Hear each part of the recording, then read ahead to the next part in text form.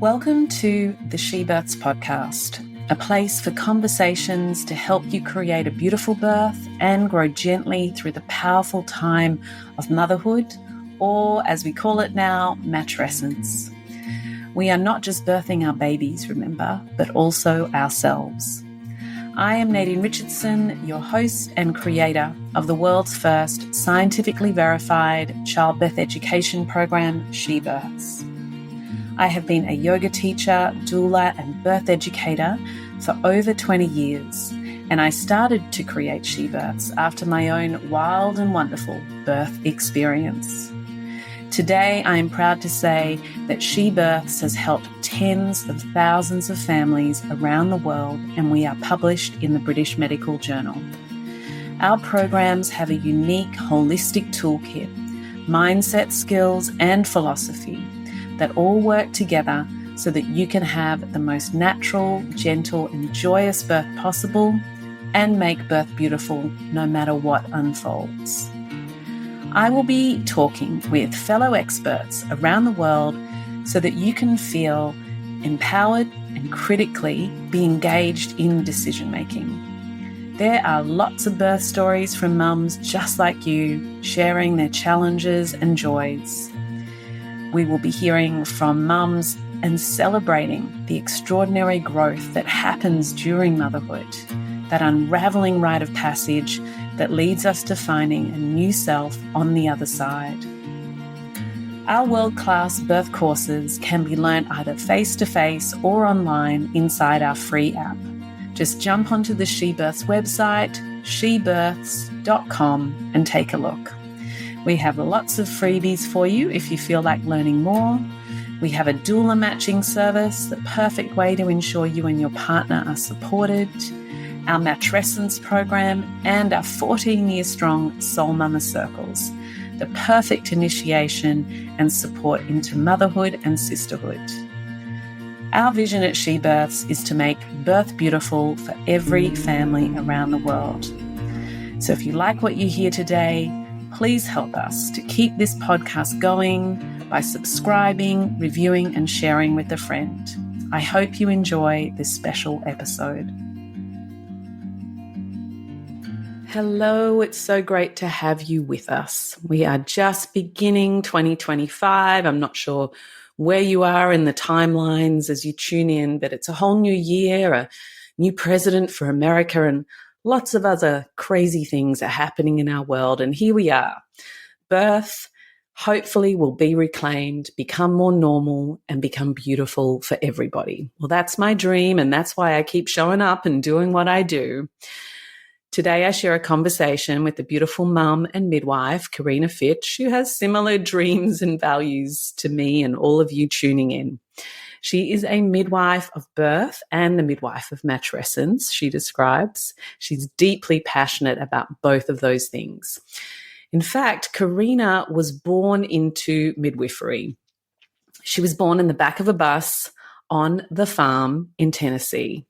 Now, if you're new to the birth world or perhaps just pregnant, you might not know what the farm is, but the farm is like crazy famous. It was founded by Stephen and Ina May Gaskin, and Ina May Gaskin is probably the world's most famous midwife.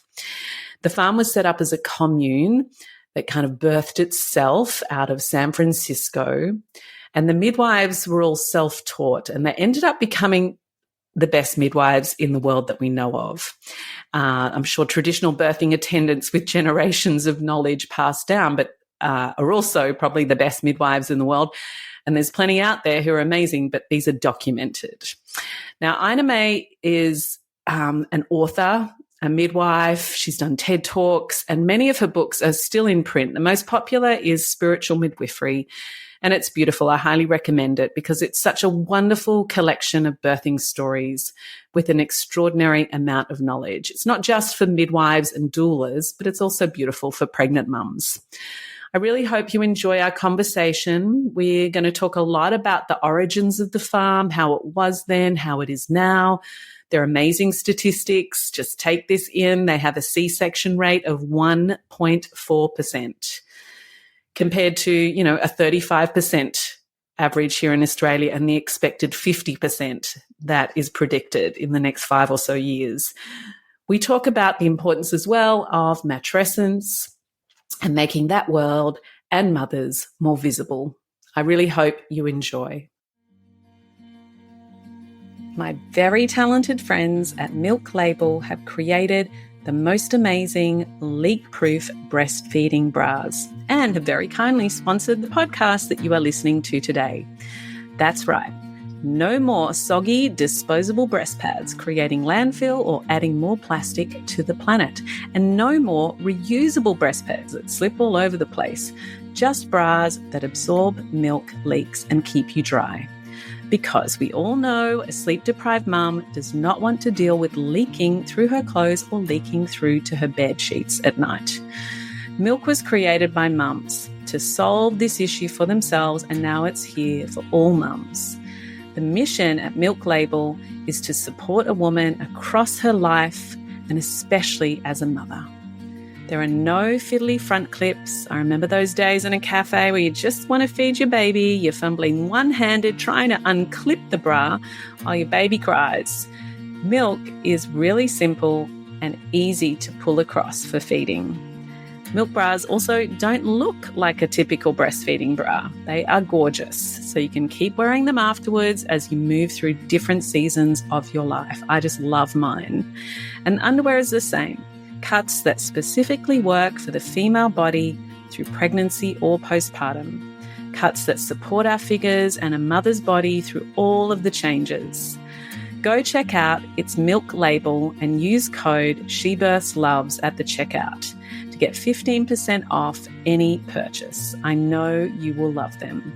Simply go to www.itsmilklabel.com, itsmilklabel.com, and make sure you use the code SheBirthsLoves, plural for both, and you'll love it.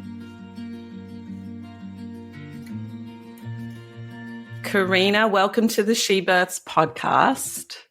Thank you. Thank you for having me. It's very exciting. You're in Florida right now. It's very early in the morning, but I have my coffee and it's your afternoon and you're kind of on a working holiday break. Yes. Is it beautiful in Florida right now? It is. It's gorgeous. I was not jealous when my friends in Tennessee told me it was 12 degrees. It's, in the mid 70s here and it's sunny and beautiful. Divine. Sounds so good. Well, you were having a holiday, but you've just helped 3 mums have their babies. You're a very hardworking midwife. You're a mother of 3. What else can we tell people about you? Give us a little bit of your background and why you do what you do. Sure. Well, I like to say that I was born into midwifery because I was born on a school bus on the farm in Tennessee, which is the infamous commune that Ina May Gaskin was the co-founder of. And it started by a group of several hundred San Francisco hippies that were following Stephen Gaskin, who is the founder of the farm and Ina May's husband. And people were following him through a class, something called Monday Night Class that was happening in San Francisco, and where he was giving talks and kind of combining Eastern religious ideas or Eastern philosophies with Christianity and psychedelics. And he developed quite a following, and he was invited to speak at college campuses all over the country. And so he was planning a tour, and his followers heard about it and asked if they could go with him. So they had a caravan of about 20 buses, school buses that had been outfitted for travel and living in. And as they were traveling, they decided, or they talked about living these ideals and settling down in a community, finding some land. And they ended up finding land that was cheap and beautiful in southern western Tennessee or middle western Tennessee, and founded the farm. And so that was in 1971, and I was born in 1974. My brother was born before my parents moved there. So my mother, with his pregnancy, was seeing an obstetrician, but she said she knew since she was 12 years old that she wanted to give birth naturally. Mm-hmm. Where she got that idea, I don't know, because my grandmother had her two children in the hospital, Yeah. but that was her conviction. And she didn't know about midwives. So they just decided they were going to do a free birth. And they were living kind of in a small community in Colorado. And they read the Mexican Midwives Manual and the emergency like fire rescue guide to childbirth and figured they had it covered. And so my dad was really relieved with my birth that my mom had midwives because the pressure was off of him. Yes. And so I grew up in this community where birth happened in the community. Home birth was the normal thing. I didn't learn about birth being a hospital-based procedure or event until I was much older. And we lived in these big communal houses with several other families.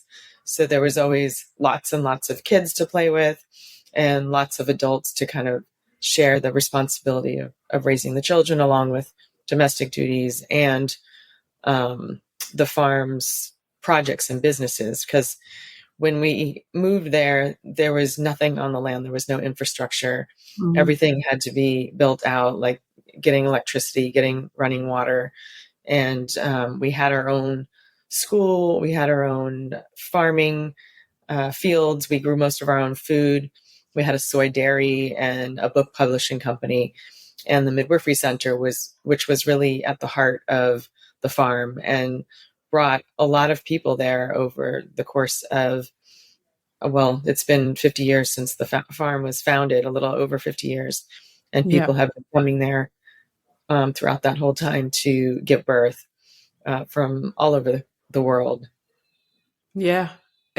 That's exactly how. I mean, thanks for sharing all of that. I think there's you've filled in a lot of gaps, already for me. I think a lot of women will pick up the book Spiritual Midwifery, and we reference the farm, and maybe they'll find the film, and we maybe see it in Ricky Lake's second documentary if people go that far, but it still doesn't fill in those gaps. There was that combination of Eastern philosophy and Christian values and psychedelics, coming out of San Francisco. Yeah. I mean, I just remember going to Berkeley when I was I think I was 14, and just feeling the aliveness of that place. Like, it was such there's certain places on the planet that have a different vibration and a different consciousness. And yeah, that San Fran area certainly has, a groundbreaking kind of threshold bursting consciousness to it. And it makes total sense that it came from there. And now it makes total sense why all the women and the men are in their stories in the farm. They're talking about their births in a psychedelic way, which is really, I mean, having done some myself, I would say, yeah, birth is a very altered psychedelic state, and if it's not, then sometimes we might be too much in our neocortex, or we're probably being disturbed from the people around us. Yeah. Even if it's momentary, like I think often when women are having their second or third, they can be very chatty, and sometimes they feel like they're very much in the world still. Right. But those moments where if you really allow the energy of birth and all those endorphins and that oxytocin to flood the system, it's pretty profound. It's pretty life-altering, right? Absolutely. Did you have your 3 babies on the farm as well? No, I was living in Miami at the time. So I had all my babies in Miami. And then we moved back to the farm in 2020, right in the middle of the pandemic. And at that point, my daughters were, 4, 6, and 13. And it was quite the culture shock to move back, to move someplace where there's seasons. It's also climate shock, but also, mostly, I think the hardest thing for me was leaving the diversity of Miami, the cultural diversity. It's one of my favorite things about Miami. And the farm is predominantly white. There's very few people of color there. My daughters are half Black, so for me it was hard to move to a place where nobody looks like them, which is part of why we're down here for the winter, just to spend part of the year immersed in a different culture. And Yeah. it was in some ways very disillusioning to move back because I had idealized the place from my childhood, and it's, like anywhere else, has its ups and downs and its blessings and its faults. And so as an adult coming back, I was more able to see the ways in which it didn't live up to that utopian vision. But my family left when I was 10 years old, and we moved from the farm to South Florida, to Hollywood, Florida, actually. And that was also a huge culture shock because at that time, this was 1984, nobody knew what a vegetarian was, much less a Wow. vegan. We were a vegan community. And then I just didn't know a lot of things like the Pledge of Allegiance, for example, which, in school, in public school, children are supposed to say the Pledge of Allegiance, at least at that time. I think now you can opt out of it. But on the first day of school, I looked around, I had no idea what was happening. And I just put my hand over my heart and pretended to mouth the words because I wanted to fit in. But it was very different. And the 1980s were much more conservative. So coming from this 70s hippie commune into mainstream culture was quite an adjustment. I can imagine. And so your birth in the back of a bus, is it in the book, Spiritual Midwifery? Like who caught you and who helped your mum birth you? Like which is the famous midwife? And I've seen some of the names on the website, and I'll explain to everyone like how I even started talking with you. But can you tell us a little bit about your birth? Is it in the book? La la la. It's not in the book. What I know from my mom is that she said it was her easiest birth, which often second babies are. And that there was a moment where she was looking into one of the midwives. Her name was Mary Louise. And she was looking into her eyes, and she said that it was like Mary took over that contraction. She did that contraction for her as their eyes were locked. Yeah. Mm. But that's all I know about my birth. It was, we were living in the bus. It was our home at the time, and it was out in the woods near where the farm cemetery came to be. And since I moved back, I wanted to build a labyrinth because I'm quite obsessed with labyrinths, and I use that a lot. Me too. I can't decide which one to put on my land. Please, let's talk later about labyrinths. Okay, for sure. Yeah. So I wanted to build a labyrinth, and I needed to find a site for it. And we ended up, there's still a clearing in the woods where the bus used to be. So we ended up building a labyrinth on that site, which is really special for me. That is so beautiful, so powerful. I've seen a friend who's a She Births mum who started the Wildborn Project, Allegra Ali, who's travelled across Namibia and into Eskimo communities, tracking the journey of mothers and babies. And she was in Costa Rica, I think, recently, or, Nicaragua, I can't remember. But they had a whole ritual, the community, around building a labyrinth and placed placentas in the middle of the labyrinth. Wow. It's like, that's so cool. We planted one for this labyrinth because I had a lady that didn't want to keep hers. So we planted it at the labyrinth. But I brought a group with these, I do pregnancy groups. I do group prenatals usually once a month. And with this one particular group, I brought them out to the labyrinth, and we had them walk the labyrinth and dance inside the labyrinth. I brought veils, and it was filmed. We made a short film with it, and it was just beautiful. There was one lady who had just given birth. Her baby was like a week old, I think. And so she sat in the center of the labyrinth while the other moms walked the labyrinth and danced the labyrinth. Oh, how beautiful. Can we watch it? Yeah, for sure.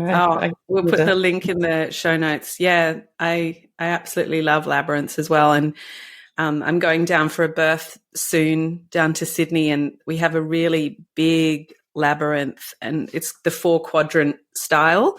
Sort of looks like a brain. Yeah. down in Sydney in Centennial Park. It's sort of hidden away. And I always walk that with my pregnant doula clients as well. I really adore it. That's why I want one on my land here. I've just got to get my head around brush cutting around it because, of course, I can't use the ride on. It's just Uh-huh. just Right. silly things to think about and which shape to go with. Um, so tell us a little bit more, I suppose, about, you know, the farm, and let's lean into some of the positive things and what's so special about it, because we know there's always changes and glitches and pros and cons, but it's still, to me, like one of the most remarkable books in the world, Spiritual Midwifery. And it, you know, I've got the 4th edition. I don't know what edition they're on now.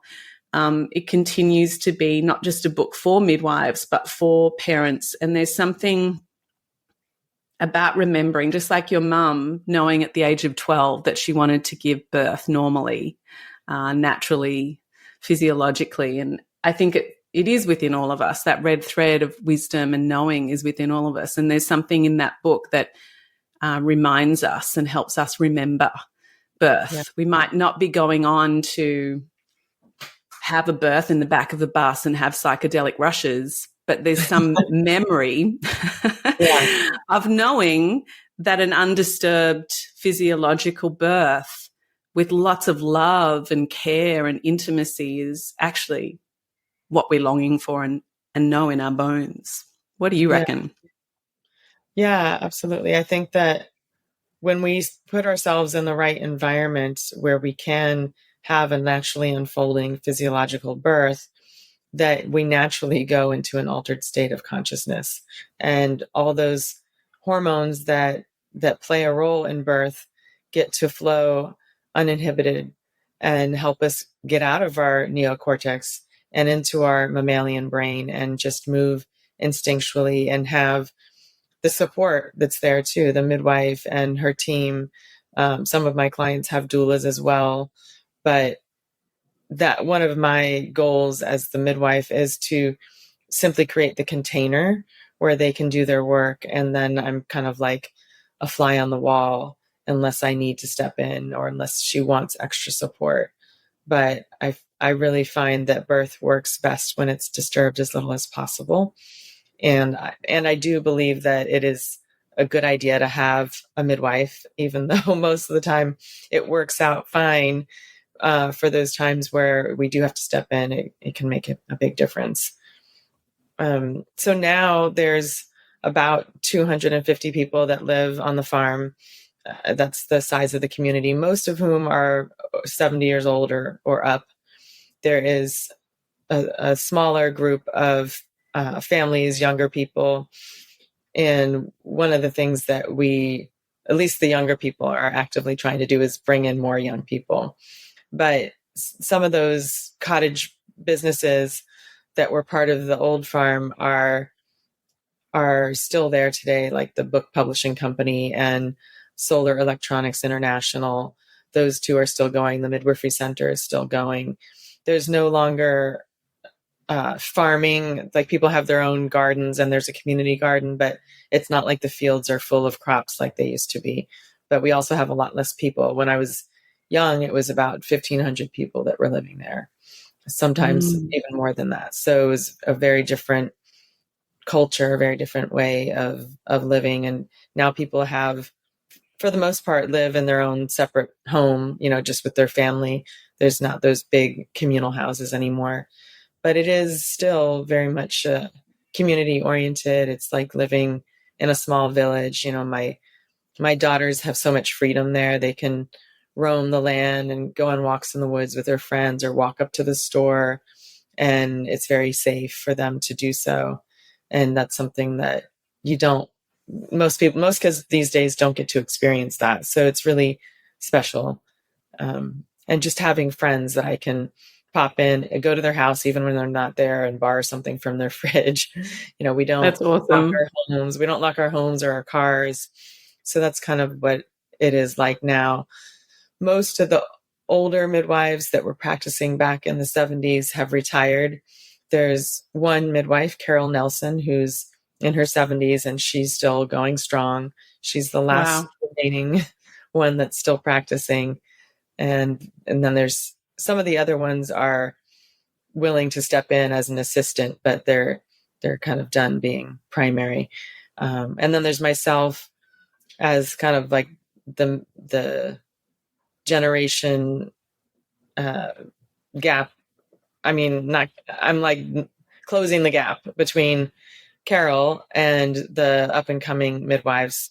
We have two that are that live on the farm that are in the process of becoming midwives. One of whom is very close to getting licensed. She just needs to take her exam, and which will be great because we can serve more people the more midwives that we have. And now for a quick break. Contrary to popular culture, She Births believes that childbirth can be the best day of your life. It is designed perfectly to be empowering, enriching, and bonding. An awesome rite of passage. Our childbirth education programs have helped thousands of families around the world since 2008, allowing families to not only feel empowered through education, but also connect with their innate birthing wisdom to create the best birth possible and begin their parenting journey with confidence. She Birth's unique methodology was scrutinised in university trials and has been published in the British Medical Journal for improving birth outcomes for both mother and child. I'd like to invite you to begin preparing for birth today. Just go to shebirths.com to discover our 2-day weekend face-to-face courses or access the online courses from anywhere around the world.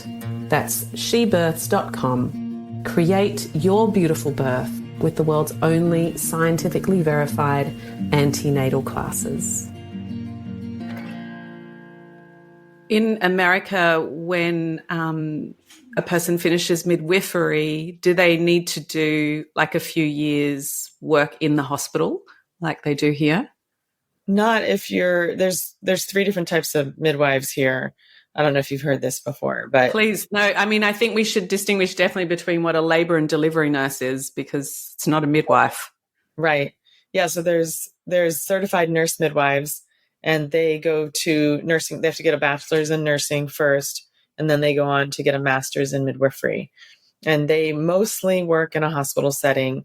They can do freestanding birth centers if they want, and they can attend home birth if they want, but most of them work in the hospital. And then there's what's called a licensed midwife or a certified professional midwife.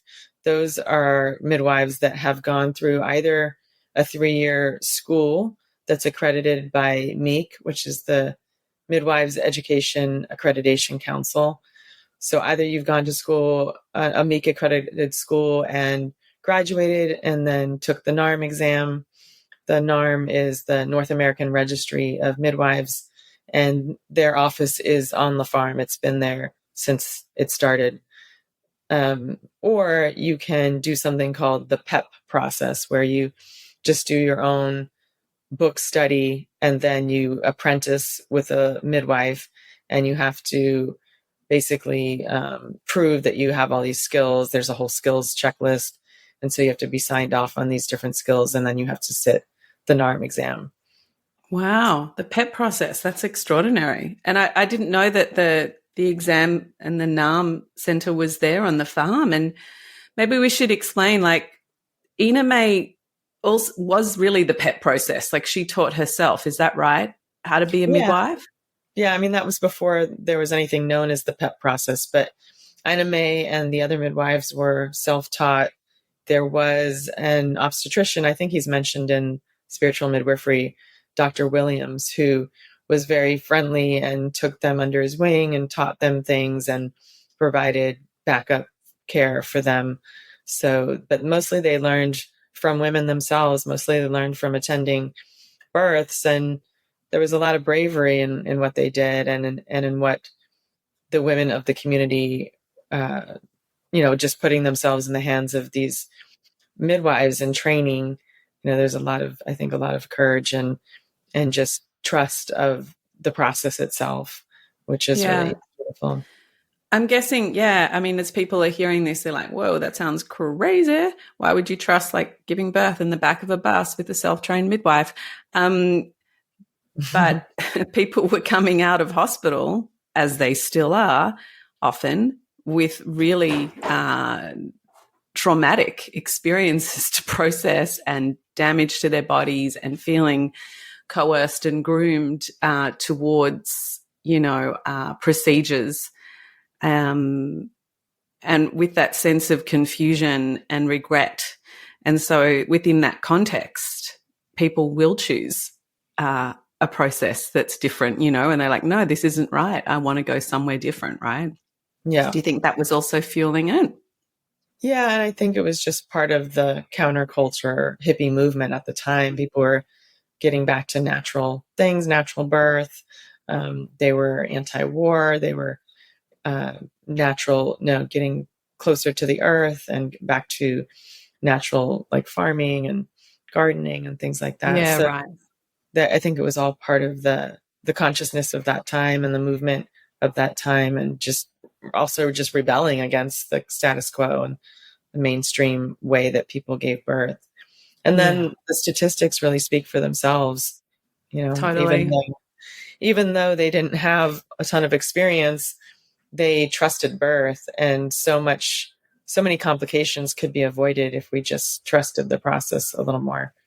Yeah, maybe I really wanted to mention the statistics. I think over about 2,000 women, over about 20, oh God, I've got the stats here, about 20 years, looking at a C-section rate of 1.4%, I think it was. Yeah. Yeah, I think it was 1.4%. Between 1970 and the year 2000, the outcomes of 2,028 births, there were 1.4% C-section rate. So we should all just hear that and let that sink in. The induction rate was 5.1% and 4.9% castor oil and 0.5% sweep of membranes. 0.5. Yeah. Compared to the amount of stretch and sweeps that get offered, to women starting at 37 weeks in systems and so on. Right. From the anxiety, even in midwifery care, from the anxiety of, trying to avoid a more harsh form of induction and induction deadlines and so on. 1% postpartum depression. Yeah. That says a lot, and maybe that's a nice bridge, unless there's something else we should say. And what do you feel like other people we should bridge into, matrescence, your passion and your work in that space? But is there anything else you feel like women need to know, and the birth workers out there? I suppose we could talk about complications, the people who come to the farm now, they're renting houses, and that's how you and I started speaking. I reached out to you because I felt a calling to build a birthing cabin on my land, which is proving quite challenging with the council. Yeah. Because I don't have a big enough block, and I can't build within 40 meters of my river site because it's a regen zone, which I've partially also made into a regenerative zone, but it's going to be quite an ordeal. And I might still do it, or I feel like I'll do it on a bigger block somewhere, maybe in a collaboration or something. And we were talking about that. How do people come and birth at the farm? Because if only 200 people, mainly over 70s, are living there, who is birthing at the farm and what's happening now? Yeah. Well, we serve the local communities. Most of those women are going to have home births, although some are, if they live more than an hour away, we usually ask them to come to us. So that includes the Nashville area. We have people in other cities in Tennessee, Chattanooga, Knoxville, that will make the 4-hour drive and stay at a birth house. And then I've had people come from Florida, from New York, Colorado, California, North Carolina to birth on the farm because they know the reputation of the farm midwives, or they don't have access to the kind of care that they want locally, and they're willing to travel. And so we do, in those situations, I do virtual prenatal care, and they purchase like a blood pressure cuff and buy themselves some urine sticks. And so they're able to monitor those things at home. And then we're just, I mean, most of prenatal care is talking. It's developing relationship, developing trust. So that can be done on Zoom or, through a telehealth platform. Excuse me. So that's the way that looks. And then they usually stay for about a week after they give birth. And that way we can do those first 2 postpartum visits. The other remaining postpartum visits are done virtually. And people are happy. I've had a couple that came from Europe, and there's people that come from Turkey. The C-section rate in Turkey, I think, is almost 100%. So they come for that reason. And as far as like transitioning into matrescence, what happened for me was that after the birth of my 3rd daughter, I experienced severe postpartum depression and anxiety. And it was sometime during that process that I even learned the word matrescence. And I think it's more well known in Australia, but here it's not commonly known. Even in the birth world, most people don't know that word. And so one of my missions in life is to make it a household word like adolescence. And through the process of going through that depression, I went through like a dark night of the soul. I was also 42 when I had my last daughter. And so it was kind of like dark night of the soul, identity crisis, and perimenopause, and postpartum all in one, because I started to feel about 4 months after she was born, excuse me, I started to feel like I didn't know who I was, and I didn't feel like I was a good midwife anymore. And I had all these doubts, and I had to really do some deep soul searching. And I've always been somebody that had a very strong sense of their purpose. And I knew from when I was 12 that I wanted to become a midwife. So to be questioning that in my 40s was very scary. And I started to gather tools, and I started to reach out to people and let them know how I was doing. And in that process of healing, I decided I wanted to take my work in a new direction and become a midwife of the spirit, and not so much a midwife who's on call 24/7, 365, and has that responsibility for life and death. It was really weighing on my nervous system at that point.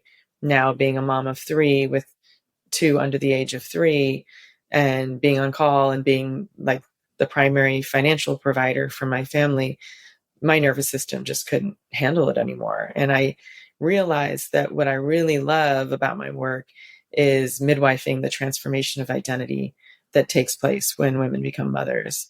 And what I noticed over and over again in my work was that when women gave birth to a baby, they didn't just birth a baby, but they birthed a more powerful version of themselves. And that often that transition to having their first baby or having a subsequent baby led them to either a new direction for their work or an entirely different work altogether. Many new moms were starting new businesses and really finding their purpose in the world. And so the new direction for my work is to support this process of matrescence. And I do that through the group prenatals. I do that through a monthly postpartum circle, which is online, so people can join from anywhere. And that's a free offering for moms with babies from 0 to 3 years old. And then I have a membership group called the Matrescence Circle, and that's for mothers with children of all ages. We have some people in there with adult children and some people with babies. And it's really about, again, supporting matrescence, being in community, inspiring each other, being uplifted, and staying in touch with who we are outside of being a mom. Yeah. And I also created a program that is designed as a one-on-one coaching program. but I'm in the process of turning it into a group program because I just think everything happens better in community, especially when it comes to motherhood and parenthood. And that program is called Mother Thrive, and it's designed to support the birth of the mother. So we all know about childbirth preparation, and everyone does their best to prepare themselves for childbirth. But ultimately, childbirth is just a few hours or at most a few days of your life. And postpartum is forever, matrescence is forever. So Yeah. I think we need to, as a culture, do a much better job at supporting mother birth than what we currently do. And that's the vision for my work. And lastly, I'll just say I also have a podcast. It's called Mother Tongue. And on that podcast, I interview mostly moms, but if they're not a mom, then they're working in some way, shape, or form in the motherhood space. But most of them are moms, and they get to share the story of how motherhood changed them, and they get to share about their work in the world. And ultimately, the purpose of the podcast is to dismantle the patriarchy within the institution of motherhood. And we do that one conversation at a time. Beautiful. High five, sister. Thank you. High five. High five. I couldn't agree with you more. Man, you got like the trifecta there, that postpartum, 3 children, perimenopause, dark night of the soul. I hear ya. I didn't have that coinciding, but I certainly understand the transformation of perimenopause and the time that's required, particularly when we are, maybe it's for all, but when we're self-employed, we can have such certainty up to a certain point, but then we have to really deeply reflect again. Like, who am I? How do I want to be in the world? And what do I want to give, in the next sort of ending decades of my life? So, yeah, I totally understand that process 100%. And I agree. The matrescence process, in my experience, is actually was literally writing about it yesterday in my book. It's being accelerated and amplified by the system. Actually, it's putting so much pressure on women to actually do that big growth from maiden to mother in pregnancy, because the system has become so much more intense with all its tools and testing, and culture has become so much more intense with all its scrolling and externalized sense of power that we are surrounded by. The whole world telling us, you don't know, I know better. Yeah. And I think that maiden to mother transition, one of the core elements is moving from like external authority to internal authority.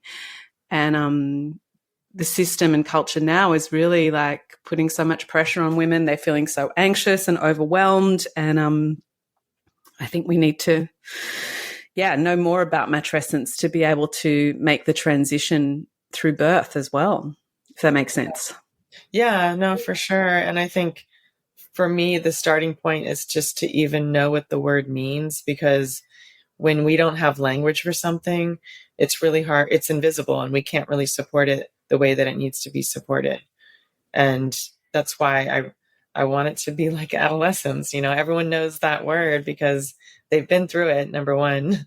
And it's just something that's in the common language. But if matrescence was in that same way, then there would be so much more awareness about what it really takes to support that process. Because ultimately, I think that matrescence and becoming a mother, giving birth, is a portal to our most powerful selves. It's meant to be an up-leveling. And most of the time in Western culture, we don't experience it that way because all of the structures and systems in place that aren't supporting us. And so it becomes more of a struggle, just, like 94% of moms, according to the motherly state of they do an annual survey on the state of motherhood, and their 2024 survey says that 94% of moms are feeling some degree of burnout. Hmm. So that's a huge number. And then 41% are feeling are either anxious or depressed. And so What percentage is that? Anxious and depressed? 41. 41. Man, I reckon it's higher than that. I reckon I reckon in the last post-COVID, I actually cannot believe how much anxiety and overwhelm since the growth of social media and post-COVID, just general uncertainty with the world creates a collective anxiety. And then this division that's going on now through our political leaders and through wars and through the media, mainstream media and non-mainstream media, it's all about just dividing. Like, so few leaders are actually bringing people together and connecting people to their inner selves and their inner stillness. And I reckon the anxiety level is way more than that of the moms that I meet. Yeah. And, we look at moms and we think, what's wrong with moms? They're anxious and they're depressed. And it's like, those are actually a normal response to a culture that's not supporting mothers. That's right. We need to move the lens off of the moms and onto the systems that are not supporting them. That's right. Culture's broken, not mothers. 100%. Just like, that Myth of Normal book by Gabor Mate and Daniel, it's like, we're not broken. The culture is, the systems are. Right. And I think that is the new frontier, I think, of awakening for people, because it allows us to then look with compassion at each other and at ourselves and gives perspective. And I think it's a really important position to take and to realize. And I've been seeing it for years. I don't know if you notice, as a parent, like, most discipline problems, they come from the sort of framework of time. Like, it's about time and being somewhere on time, and issues with your kid. It's about doing it a particular way rather than finding your way. And again, you look at all the issues that women have, it'll be because you're not in a village. You're just not in a village. Yeah. It wouldn't be an issue like waking up a few times in the night to feed your 9-month-old. Like, it's not an issue if you've got someone looking after your kid in the day and helping out with cooking and not having to go back to work. And it's not an issue. You don't need to do a lot of the parenting tactics that get given out there, Yeah. And we think of the nuclear family as like the normal thing, but it's only been around for the last 100 years or so. And throughout history before then, it was growing up in villages and tribes and having those allo mothers and those larger networks of support. That's right. Yeah. Well, which brings us back to the farm. Maybe we should all move to the farm, although, your dude got in today or yesterday, your new president. So I think there's like a wild roller coaster ride about to happen for all of us. And so I don't really want to come to America until it settles down potentially. I don't blame you. Well, they say that anyone that grew up on the farm or lived on the farm, at least back in the day, has an FBI file. Oh, God, I bet. Oh, shit. Pretty much anyone who probably came out of Berkeley probably has from the 70s anyway, right? True. Yeah. But one year I was trying to get a job working for the census, and they said I couldn't because I had an FBI file. Holy moly. Oh, my God. Like conspiratorial birth worker. Yeah. Because you were born in a bus on the farm. I'm going to overthrow the government. I wouldn't mind, actually. You were what? Sorry? I wouldn't mind being a part of that. I know, like, that's how we started this conversation before I hit record. I was like, God, if I had all those millions of dollars, I reckon I could have run a better campaign than your Democrats. But what do I know? And what do I care? It is democracy in action. and people are at a point of change. You know, I spoke to the wonderful Dr. Stu Fishbein, the obstetrician, and who, you know, works a lot with breech and twins, and he's just done a tour in Australia. And he's like, you know, we're close to winning. And I was like, it doesn't feel like that, Stu. Like he's like, but do you know why we know that we're close to winning? This return to physiological birth, this return to community, this return to transparency and health and all of these things. He said, because the system is getting so strong. It's pushing back so hard that's how you know that the truth and the beauty will be restored. It's like Star Wars. He said, you know, it's like the Empire's like pushing back. And so therefore we have to like, I don't know. There's like, I don't know. That was his rebalancing thing. And I was like, okay, I'll take that. But I think it might be a couple more years of a shit show until there is a rebalancing personally.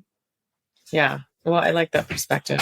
Just like looking, I mean, if you were looking at birth, I do feel like there's a movement toward more natural physiological birth. In Tennessee, home birth is quite popular. And I think part of that is just because people want more control over their private lives. And part of it's probably the influence of the farm. But it's even when we have to transport to the hospitals that are nearby are very friendly toward us. We get a good reception. The nurses are well versed in spinning babies techniques, and they actually do. You can see them go through the process of informed consent, which is very different from my experience working down here in Miami and the transports to the local hospitals here. There was a lot of antagonistic behavior and medical coercion. The C-section rate is a lot higher. And so it's refreshing. I'm grateful to have that kind of collaborative care. Yeah, absolutely. It's a really important thing to keep the farm alive, and because these places are landmark and they give us something to set our compass towards. We might not all want to go live in a commune, but we can look to the commune for an example of how it's done and the ripple effects that it then changes culture around it, because we're all part of culture and we all have an influencing role to play as well. Yeah. Well, is there anything else you would love to say to our families or midwives and doulas, other birth workers that are out there listening to the podcast? Is there anything else you'd like to share, Corina? I would say for the moms, just to really take this opportunity of pregnancy and birth and postpartum and matrescence to cultivate your inner mama's gut and your intuition, and to know that, you know, ultimately you are the one that knows your children best, that knows your body best, and can make the best decisions for yourself and your family. And for the birth workers out there, I would just urge you to learn more about matrescence. If this is the first time you've heard that word, you know, look it up, learn as much as you can about it, and bring it into your work, because it's really, really important. Yeah. Amen. Aho. Very true. Well, thank you so much for spending time with us. And I hope your time in Florida is delicious and warm and enjoyable with the kiddies and the next birth that you go to. And yeah, I'll come visit you one day in Tennessee when things settle down over there. I love that. Thank you so much for having me. Thanks so much, Corina. Our sponsor today is the amazing Milk Label. Did you know that Milk Label uses only sustainable and natural materials that care for your body, milk, and baby, so that you can be totally rest assured that there are no plastic fabrics near your skin or your baby?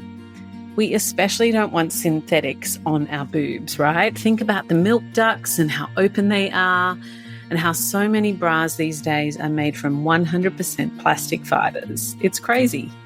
And while most feeding bras can also make us look a little bit saggy because they're made with thin materials, milk bras and underwear are made using thicker, higher quality fabrics that breathe and give mums the support we all crave postpartum. Having stretch and support means you feel great with your ever-expanding boobs, because post-birth we want to feel held. And Milk has patented their amazing leak-proof technology in all their bras, and they utilise Australian merino to wick any moisture into a leak-proof core, keeping you dry and feeling good all the time. Milk Label is about supporting and empowering mums just like you, providing confidence in motherhood and beyond.